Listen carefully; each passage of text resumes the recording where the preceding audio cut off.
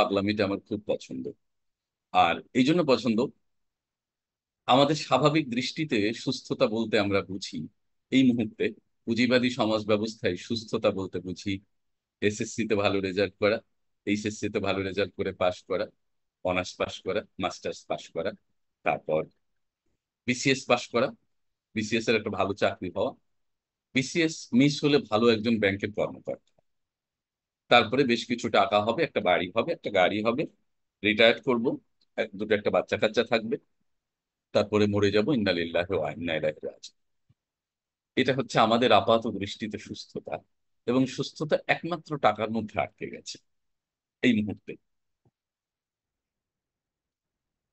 আর কিছু না। কিন্তু আপনারা সকলেই একেবারে টাকার মধ্যে আটকান নেই, আটকালে এই মুহূর্তে টিউশনই করতেন, অনেক দোকানদার দোকানে বসে ক্লাস করছেন আমি দেখতে পাচ্ছি।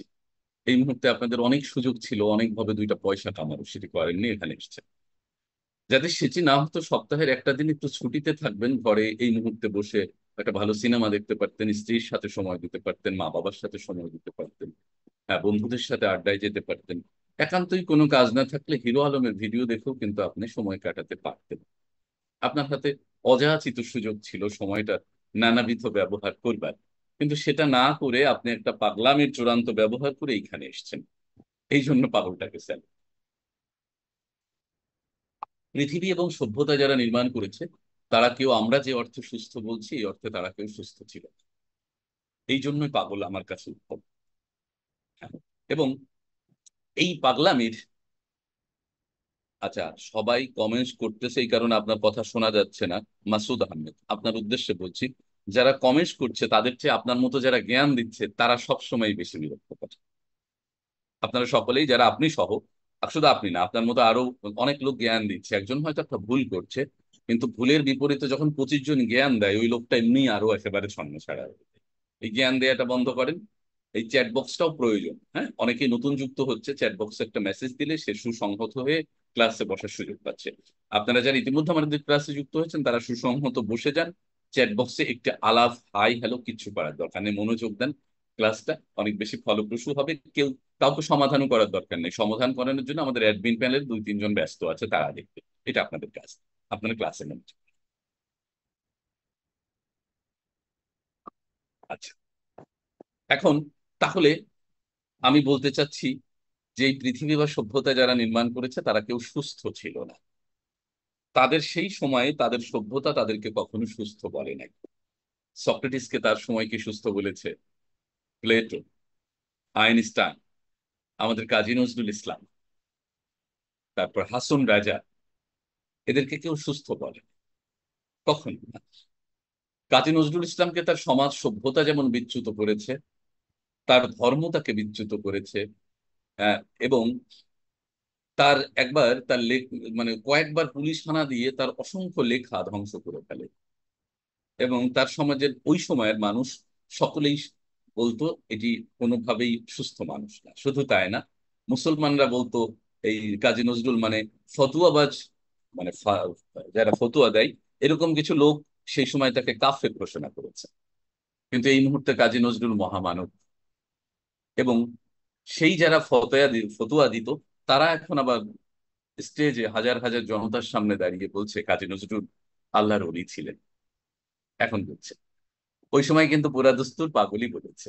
তার মানে সভ্যতার শুরু থেকে অদ্যাবধি সভ্যতার নির্মাণ, বিবর্তন, বিকাশ সুস্থ মানুষের দিয়ে হয় না। সুস্থ মানুষ শুধু ভোগ বিলাসে সীমাবদ্ধ, আমরা, আমাদের ছিল। কিন্তু যারা এই পাগলামিটা করেছে তারা সভ্যতা বিকাশ করেছে। এখন আপনারা সেই পাগলামির জোরে এসছেন, কতটুকু সভ্যতায় অংশীদার হবেন সেটি আলাদা। সক্রেটিসের মতো আমরা হয়তো হব না, বা নজরুলের মতো হবে না, কিন্তু আপনাদের মধ্যে পাগলামিটা আছে এটি নিশ্চিত, না হলে এখানে আসতেন না, কোনোভাবেই আসতেন না। তো সেই পাগলামিটা, যাদের অনেক সুসংহত তারা সুসংহত ক্লাসে বসছেন, যাদের পাগলামিটা একটু ঘাটতি আছে ইতিমধ্যে তারা খটকা খেয়েছেন।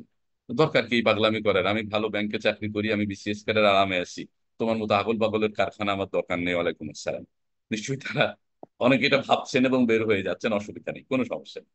আর যদি না বুঝে বের হয়ে যান তাহলে মুশকিল, কিন্তু আমি আমার আদর্শিক জায়গাটা এবং বাস্তবিক জায়গাটা বোঝানোর চেষ্টা করছি। তাহলে এখন প্রয়োজন এই আপনার পাগলামিটাকে পুষে রাখা।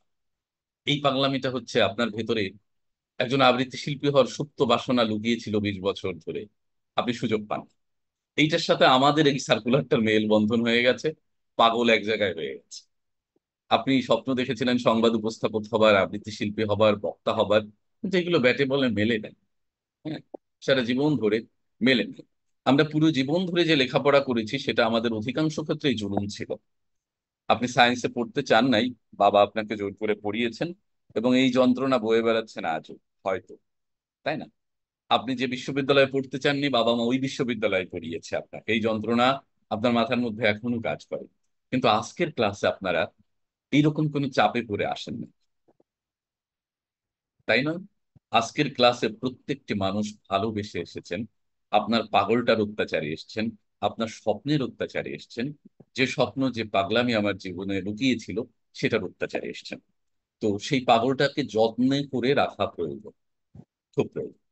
এই পাগলটা হচ্ছে আপনার স্বপ্ন, এই পাগলটা আপনার ভেতরের আগুন, যে আপনাকে এখন বিশ্রাম নিতে দেয় নাই, সিনেমা দেখতে দেয় নাই, আমাদের এরকম কঠিন কঠোর নিয়মের মধ্যে আপনি ভিডিও অন করে ক্লাসে বসছেন। এটির পেছনে আপনার পাগল স্বপ্ন এবং এই অত্যাচার, আপনার আগুনের তাণ্ডবই দায়ী। তো আপনারা এই আগুন বা পাগলের তাণ্ডবে এসেছেন, অন্য কোনো তাণ্ডবে আসেন নাই। আর যে মানুষটা তার নিজের ভালোবাসার কাজটি করতে চায়, নিজের পছন্দের কাজটি করতে চায়, সেই কাজটি কিন্তু সে অনেক পরিশ্রম করতে পারে। সাকিব আল হাসান অনেক পরিশ্রম করে বিশ্বসেরা অলরাউন্ডার হতে পারে, ওর অর্ধেক পরিশ্রম করেও যদি বলা হয় তুমি ব্যাংকের এমডি হও, হবে না, পারবে না। কারণ ওইটা ভালোবাসে না, ভালোবাসে ক্রিকেট খেলাটা। মমতাজ গান করে, হ্যাঁ, এই এই গানের 4 গুণ পেমেন্ট দিয়ে যদি ওনাকে বলে দেন যে উম, আপনি এই কোম্পানির প্রধান হন, আমার মনে হয় না হবে, পারবে না। গানটা তার ভালোবাসা, সাকিবের খেলাটা তার ভালোবাসা, এইখানে পর্যাপ্ত পরিশ্রম দেওয়ার সুযোগ আছে। ভালোবাসলে প্রেয়সীর জন্য বৃষ্টিতে ভিজতে মানুষের কোনো আপত্তি থাকে না। ভালোবাসলে 41 ডিগ্রি তাপমাত্রার মধ্যেও দুপুর 1টায় টিএসসিতে প্রেমিক প্রেমিকার দেখা হতে কোনো ব্যত্যয় ঘটে না। ভালোবাসলে আহ, প্রচন্ড আবহাওয়ার, খারাপ আবহাওয়ার সংবাদ থাকা সত্ত্বেও আহ, আমরা বাইরে ঘুরি।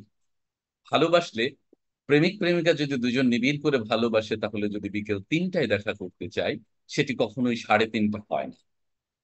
ভালোবাসলে সব শৃঙ্খলিত ভাবে সফল হয়, সত্য হয়, সুন্দর হয়। আপনাদের স্বপ্নটার প্রতি নিখাত নির্ভেজাল প্রেম হোক, ভালোবাসা হোক, এটি আমাদের প্রত্যাশা। যদি কোনো কিছু চাওয়ার মতো চাওয়া যায়, সেটি পাওয়া যায়। এই জন্যই বলা হয়ে থাকে, মানুষ তার স্বপ্নের সমান বড়। সত্যিই তার স্বপ্নের সমান বড়, যদি মানুষ তার স্বপ্নটাকে ধারাবাহিক পরিচর্যার মধ্যে রাখে, লালন পালন করে, তাহলে অবশ্যই মানুষ তার স্বপ্নের সমান ইয়াস। বড়। এতে কোনো সন্দেহ নেই। এবং এটি কোনো অলীক কথা না। আমার ধারণা এখানে অবশ্যই 90 ভাগ মুসলমান আছেন। পবিত্র কোরআনে মহান আল্লাহ রব্বুল আলমিন স্পষ্ট ভাষায় বলেছেন, আর মানুষ তাই পায় যা সে চায়। এটি আল্লাহ তাআলার ওয়াদা, তুমি যা চাবা তাই পাবা। এবং আরেকটি আয়াতের অর্থ এরকম, আমি ততক্ষণ পর্যন্ত সেই জাতির ভাগ্য পরিবর্তন করি না, যতক্ষণ পর্যন্ত সেই জাতি নিজে তার ভাগ্য পরিবর্তন না করে। অতএব আপনি বসে থাকবেন আর কপালের দোষ দেবেন আর আল্লাহ তাআলার নামে মামলা করবেন, আল্লাহ তাআলা সে মামলার দায়ভার নিতে রাজি না। সেটা বলেই দিয়েছে, আপনি যা চান তাই পাবেন। এবং সেটাকে মডিফাই করে নানান ব্যক্তিবর্গ নানাভাবে বলেছেন। একইভাবে খুব আমাদের মহাগ্রন্থ, বিভিন্ন ধর্মগ্রন্থেও কিন্তু এই কথাগুলো নানান ভাবে ব্যাখ্যা রয়েছে, যে মানুষ যা স্বপ্ন দেখে তা পায়, মানুষ যা চায় তা পায়। এবং সেইটাই পাওয়া সম্ভব যেটি আপনি মন দিয়ে ভালোবেসে চান। সেই ভালোবাসাটা নিখাতে নির্ভেজাল হওয়া প্রয়োজন। চাওয়াটা হতে হবে চাওয়ার মতো, আমাকে লাগবেই ওটা। প্রথমত আমি তোমাকে চাই, দ্বিতীয়ত আমি তোমাকে চাই, তৃতীয়ত আমি তোমাকে চাই, শেষ পর্যন্ত তোমাকে চাই, তোমাকে চাই, তোমাকে চাই। তাহলে এখানে না পাওয়ার কোনো সম্ভাবনা নেই, অবশ্যই পাওয়া যায়, পাওয়া যায়, পাওয়া যায়। চাওয়াটা হতে হবে এরকম দৃঢ়। কিন্তু চাওয়াটাই যদি হয় চাই, এত ভাব নিচ্ছ, লাগবো না, যাও, পাওয়ার কোনো সুযোগ নেই, কোনোভাবেই পাওয়া যায় না। তাহলে চাওয়াটা যদি খাঁটি হয়, আপনি সেখানে অর্জন করবেনই।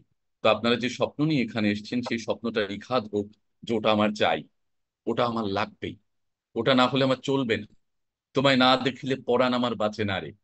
ঘটনাটা এরকম হতে হবে, হাহাকার থাকতে হবে ওর জন্য, যন্ত্রণা থাকতে হবে ওর জন্য। মানুষ স্বপ্নের সমান বড়, কিন্তু স্বপ্ন কি এইটা কি আমরা সকলে জানি? স্বপ্ন হলো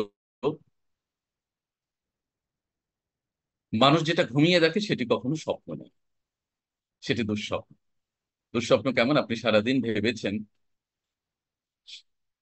যে আপনার অফিসে আপনার পাশের ডায়াসে যে লোকটা আছে, ওই লোকটার সাথে আপনার একটু মনোমালিন্য, এবং ভেতরে ভেতরে চাইছেন ওরে যদি আচ্ছা মতো একটু সাইজ করতে পারতাম, খুব শান্তি লাগতো, কিন্তু পারেন না। সারাদিন মাথার মধ্যে খালি ওর সাইজ করার চিন্তা, মারতে পারলে ভালো, কিন্তু পারেন না। এটা ভাবতে ভাবতে ঘুমালেন।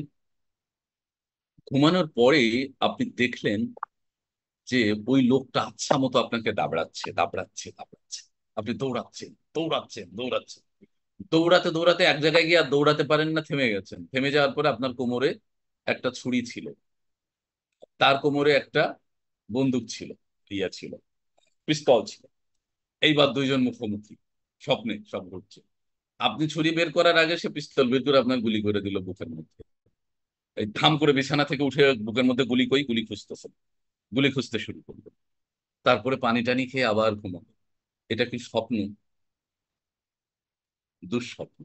সারাদিন আমরা যা দেখি সেটা আমরা স্বপ্নের মধ্যে দেখি, এটি হচ্ছে দুঃস্বপ্ন। স্বপ্ন হচ্ছে যে এইটা আপনাদের যেটি ঘুমোতে দেয়নি, টিভি দেখতে দেয়নি, হিরো আলমের ভিডিও দেখতে দেয়নি, বন্ধুদের সাথে আড্ডা দিতে দেয়নি, কোনো সুযোগই দেয়নি, এখানে আপনাকে তাড়িত করে নিয়ে এসেছে, এটি হচ্ছে স্বপ্ন। আপনাকে ঘুমোতে দেয় না। অথচ যে স্বপ্নগুলো দেখেছেন ও আপনাকে ঘুমোতে দেবে না, এই যন্ত্রণা যদি থাকে, তাহলে সেই আপনি যে স্বপ্নের সমান বড় সেটি হয়ে উঠবে। তো আপনাদের সকলের স্বপ্ন বাস্তবায়নে নিখাদ নির্ভেজাল ভালোবাসাটা থাকা দরকার সেই স্বপ্নের প্রতি। এখানে আমি একটি গল্প প্রায়শই বলে থাকি, সে গল্পটা আজ বলি আপনাদের। সেটি হচ্ছে আমার পড়াশোনা ঢাকা বিশ্ববিদ্যালয়ের টেলিভিশন, ফিল্ম অ্যান্ড ফটোগ্রাফি। তো বিশ্ববিদ্যালয়ে প্রথম বর্ষে পড়ার সময় দেখলাম আমাদের ব্যাচের একটি ছেলে একটি মেয়ে কেমন যেন একসাথে হয়ে গেল। ছেলেটা সূর্য সেন হলে থাকে, মেয়েটা রোকেয়া হলে। আমাদের রোকেয়া হল থেকে আমাদের বিভাগ হচ্ছে ঢাকা বিশ্ববিদ্যালয় কেন্দ্রীয় মসজিদের পাশে 1 মিনিটের পায়ে হাঁটার রাস্তা। এই সূর্য সেন হলের এই ছেলেটি হচ্ছে বিশ্ববিদ্যালয়ের সবচেয়ে কুশ্রী ছেলে, দেখতে কালো, কুশ্রী, পেটে। আর আমাদের বান্ধবী মেয়েটা ইউনিভার্সিটির সবচেয়ে সুন্দরী, সিনেমার হিরোইন হওয়ার মতো চেহারা, সুন্দর। তো আমরা দেখলাম যে এই কালো ছেলেটা এই সুন্দরী মেয়েটার হলে এসে নিয়মিত দাঁড়িয়ে থাকে, এবং নিয়মিত ভিভিআইপি প্রোটোকলে এই 1 মিনিটের রাস্তা সূর্য সেন হল থেকে 7-8 মিনিট হেঁটে এসে রোকেয়া হলের গেটে দাঁড়িয়ে মেয়েটাকে রিসিভ করে তারপর বিভাগে নিয়ে যায়, আবার বিভাগ থেকে তার হলে পৌঁছে দেয়। এই কার্যগুলি চলমান। তো এরকম 2-4 মাস আমরা দেখার পর আমরা সকলেই কটাক্ষ করতে লাগলাম বান্ধবীকে যে, তোমার কি ব্ল্যাক ডায়মন্ড পছন্দ? এই কালো ছেলের সাথে এত ইটিস পিটিস কেন তুমি? আমরা যে যার মতো কটাক্ষ করছি, তাকে কটাক্ষ করলে ও আবার হেসে দিয়ে উড়ায় দেয় যে ও আমার ক্লাসমেট, আমি কি ওকে থাবড়াবো রোকে হলের গেটে? আমি কি করতে পারি? আমার তো কিছু করে না। কিন্তু তারা প্রেম করে এটি কিন্তু বলছে না প্রথম দিকে। এটি 1 বছর গেল, এই সার্ভিসটি ছেলেটি নিয়মিত দিয়ে যাচ্ছে। দ্বিতীয় বর্ষে গিয়ে দেখলাম, দ্বিতীয় বর্ষের দ্বিতীয় সেমিস্টারে ছেলে এবং মেয়ে তারা সম্মত হয়েছে তারা দুজন দুজনকে ছাড়া বাঁচবে না, এবং তারা বিয়ে করবে। এই খবরটি তারা তাদের দুই পরিবারকে বলেছে। বলার পরে দুই পরিবার দুইটাকে আচ্ছা মতো সাইজ করছে, যে ঢাকা বিশ্ববিদ্যালয়ে পাঠিয়েছি পড়াশোনা করতে, এগুলো তো না, এগুলো তো তোমার কাজ না, তুমি করবা পড়াশোনা, এটি তোমার কাজ। তো করার পরে তারা খুব বিভ্রান্ত উদ্ভ্রান্ত ক্যাম্পাসে এসে বসে আছে লাইব্রেরির সামনে, বিষ খাবে, সূর্য সেন হলের ছাদ থেকে লাফ দেবে, বাবা মার একটা টাকা নেবে না, ফোনই দেবে না, ফোন রিসিভ করবে না, সিম বদলায় ফেলবে, নানান উদ্ভ্রান্ত কথাবার্তা দুইজনে। তো শুনে আমরা দেখলাম যে খুব অবস্থা খুব খারাপ, মানে এখানে যে কোনো সময় একটু দুর্ঘটনা ঘটতে পারে। তখন আমরা 4-5 জন গেলাম। আমাদের একজন বন্ধু সুলভ শিক্ষক ছিলেন, আমাদের থেকে 2-3 ব্যাচ সিনিয়র, যিনি ইউনিভার্সিটির টিচার হয়েছেন। তো গিয়ে বললাম ওনাদের, আমরা তখন আমি তখন আমরা কয়েকজন ভাই ডাকতাম, ভাই ঘটনা তো প্যাচ খেয়ে গেছে এই ঘটনা। উনি আমাদের সব শুনে বললো, তোমরা এর মধ্যে বিভাগের শিক্ষকদের জড়িও না, তোমাদের দায়িত্ব হবে বন্ধু হিসেবে ওদের পাশে থাকা, অতএব তোমরা ওদের দুজনকে বিয়ে দিয়ে দাও। আমরা রুম থেকে বের হয়ে ওকে জিজ্ঞেস করলাম, দোস্ত কয় টাকা আছে পকেটে? ও 4 পকেট হাতড়ে বললো 19 টাকা। 19 টাকায় তো 2014 সালে বিয়ে দেওয়া যায়। আর আচ্ছা, তখন আমরা 17 জন বিভাগে ছিলাম, আমাদের 30টা আসন বিভাগে 17 জন ছিলাম। 17 জন 250 টাকা করে চাঁদা তুললাম। আর গ্রুপে, তখন ফেসবুক গ্রুপ আমাদের একটা বিভাগে বন্ধুদের, তো ওখানে একটা গ্রুপে নোটিশ দিয়ে দিলাম, আজই একই সাথে আমাদের বিভাগে 2টি উইকেটের পতন ঘটছে, অতএব তোমরা সকলে স্টার কাবাবে চলে আসো, এবং অবশ্যই 250 টাকা চাঁদা সাথে নিয়ে আসবে। এই আমরা 22 জন একত্রিত হলাম স্টার কাবাবে, ওদেরকে বিয়ে দিলাম। ওরা এখন সুখে আছে, ওদের ঘরে একটা ফুটফুটে কন্যা সন্তান। তো আমার অফিসে মাঝে মাঝে আসে দেখা করতে, 3 জন মিলে আসে বাচ্চাটা সহ। তো মাসখানেক আগে একবার এসেছিল। তো আসার পরে মেয়েটার সামনে মাকে জিজ্ঞেস করছি, তাহলে কালো মানিকের সাথে কেমন চলছে সংসার? তো মেয়েটা আবার জিজ্ঞেস করে, আম্মু কালো মানিক কি জিনিস? আচ্ছা, এখন এই গল্পের হেতুটা হচ্ছে, এই গল্পের হেতুটা এই না যে আগামীকাল থেকে আপনারা সবাই মহিলা হোস্টেলের সামনে গিয়ে দাঁড়িয়ে থাকেন।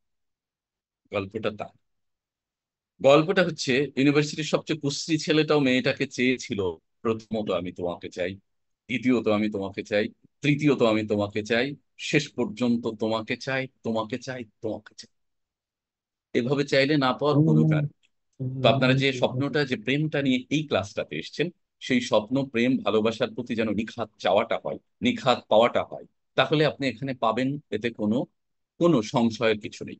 আপনাদের স্বপ্নগুলো ধ্রুব হোক, সত্য হোক এবং বাস্তবায়িত হোক, এমনটাই আমার প্রত্যাশা। এখানে যারা এসেছেন প্রত্যেকের স্বপ্নটা অসাধারণ। কেন? দেখেন, স্বপ্নগুলো কি চমৎকার! আপনি ভালো বাংলা বলতে চান, এটি আপনার একটি পবিত্র চাওয়া।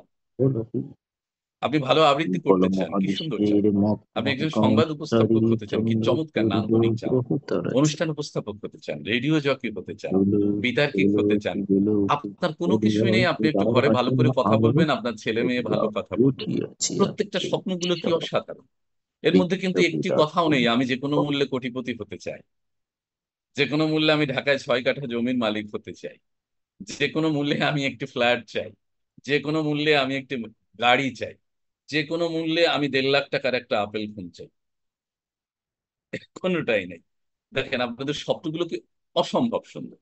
বা আমি আমি যেগুলো বলছি সেগুলো যে খারাপ তা না, সেগুলো ভালো চাওয়া নিশ্চয়ই হতে পারে। তার থেকেও এই স্বপ্নগুলো হাজার গুণে মূল্যবান, আপনাদের এই স্বপ্ন। অতএব সেই মহামূল্যবান স্বপ্নের প্রতি আপনাদের যত্নশীল হওয়া প্রয়োজন। আপনাদের স্বপ্নগুলো যত্নশীল হোক, আপনাদের চাওয়াগুলো, পাগলামিগুলো ধ্রুব হোক, পাগলামিগুলো নিয়মতান্ত্রিক হোক। তাহলে আপনাদের আজ যে স্বপ্ন দেখে এই পর্যন্ত এসেছেন, যেটি হতে চেয়েছেন, আপনি যে মানুষ যে স্বপ্নের সমান বড়, সেটি অবশ্যই ধ্রুব হবে, এটি অনিবার্য, এতে কোনো সংশয় নেই। এখন কথা হচ্ছে, আপনাদের যদি জিজ্ঞেস করি পৃথিবীতে কি সহজ, আপনারা কিন্তু এখানে যে স্বপ্নটা বা পাগলামিটা নিয়ে এসেছেন এবং ভেবেই নিয়েছেন এটি অনেক সহজ। খবর পড়া অনেক সহজ, আবৃত্তি অনেক সহজ, সংবাদ উপস্থাপনা অনেক সহজ, ভালো করে কথা বলা অনেক সহজ, এটা ভেবে এসেছেন হয়তো। পক্ষান্তরে আপনাকে যদি জিজ্ঞেস করি পৃথিবীতে তোমার দৃষ্টিতে কি সহজ, যার হাজির বিরিয়ানি খাওয়ার অভ্যাস, সে বলবে হাজির বিরিয়ানি খাওয়া সহজ। যার অনেক ঘুরতে পছন্দ, সে বলবে স্যার ট্রাভেলিং সহজ। যার প্রচুর মিথ্যা কথা বলার অভ্যাস, বলবেন যে মিথ্যা কথা বলা সহজ। যার ঘুম পছন্দ, সে বলবেন যে ঘুমানো সহজ। এইবার আসেন, যার যেটি পছন্দ সেই কাজটা এবার দিয়ে দেওয়া যায় যদি, সেটি হচ্ছে আপনার ঘুম পছন্দ। যদি বলা হয় বেশি দিন না, আপনি 7টা দিন শুধু ঘুমোবেন আর খাবেন, পারবেন? এটা করোনার মধ্যে আপনারা প্রমাণ পেয়েছেন না, যে পৃথিবীর সবচেয়ে নিকৃষ্ট জায়গা বিছানা হয়ে দাঁড়িয়েছে করোনার মধ্যে, আর সবচেয়ে উৎকৃষ্ট জায়গা হচ্ছে পাড়ার মোড়ের আড্ডা। তখন নেশা, কারণ আপনি বিছানা বা ঘর থেকে বের হওয়া নিষেধ, বের হইলেই তো আপনি কি আইন শৃঙ্খলার হাতে পড়বেন, পুলিশ ধরবে, রাস্তায় বাইক নিলে বাইকের নামে মামলা, বাইক আটকিয়ে দেবে, কোনো সুযোগ। তখন আমরা বুঝেছি যে ঘর কত কষ্টের, কোনো সহজ না। এবার হাজির বিরিয়ানি যার পছন্দ, তাকে যদি বলা হয় 7 দিন অন্য কোনো খাবার না, বাবা, 3 বেলা শুধু হাজির বিরিয়ানি তোমার সামনে থাকবে, তোমার প্রিয় খাবার, তোমার পছন্দের খাবার, 7 দিন পরে এই ভদ্রলোক হাজির বিরিয়ানি দেখলেই বমি করবে না? তাই তো, খুব স্বাভাবিক বমি করবে। সুতরাং হাজির বিরিয়ানি খাওয়া সহজ না, ঘুমানো সহজ না।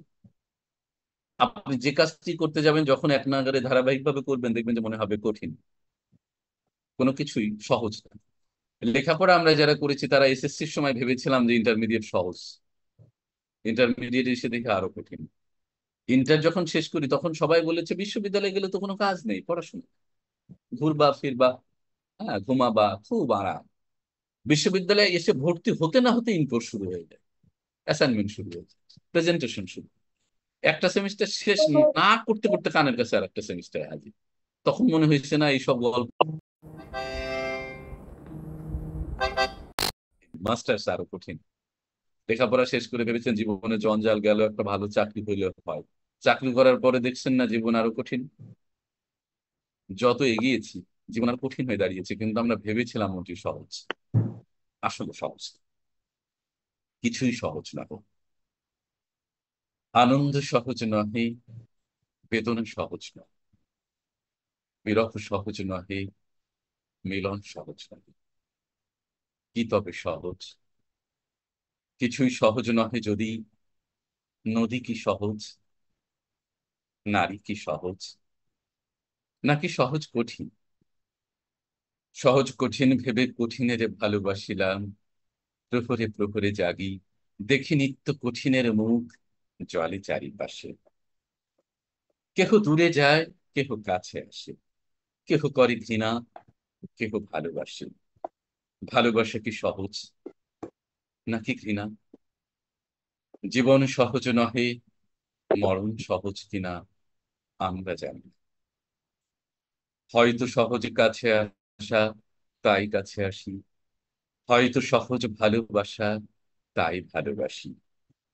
যখন সহজে কিছু পাই, ভাবি সহজ ছিল পাওয়া, যখন হারাই ভাবি হায়, এত সহজে চলে যাওয়া শিখেছে মানুষ।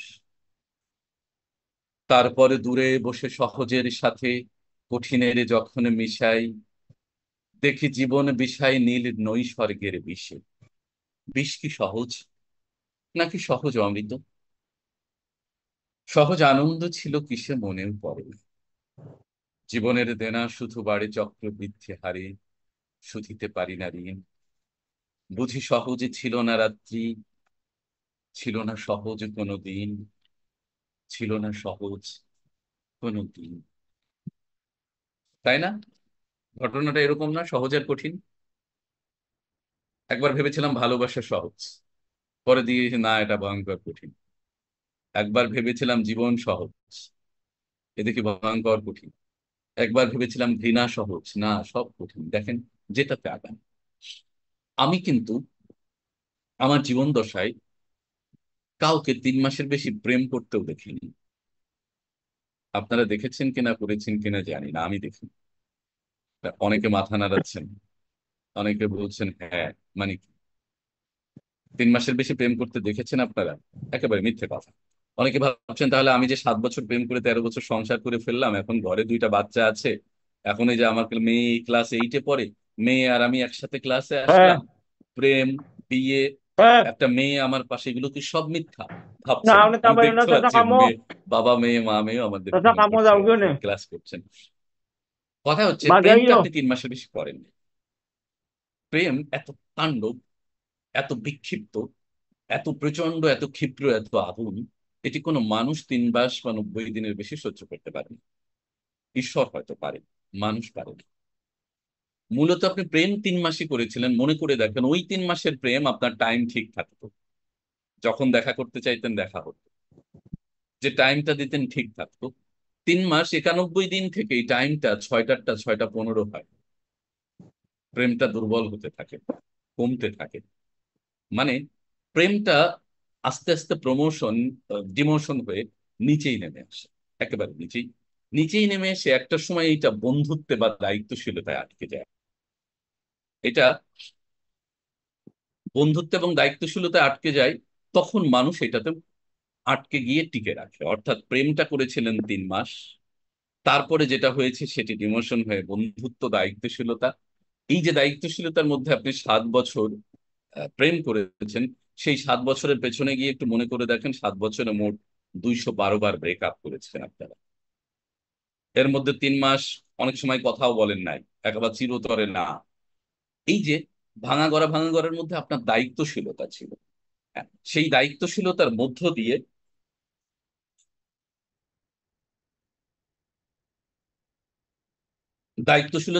দিয়ে, এটি আপনি এখন 20 বা 22 বছর ধরে সংসারটা করেছেন। আপনারা এখানে যে কাজটি করতে এসেছেন সেটির মধ্যে এখন একটা সজীব প্রেম রয়েছে।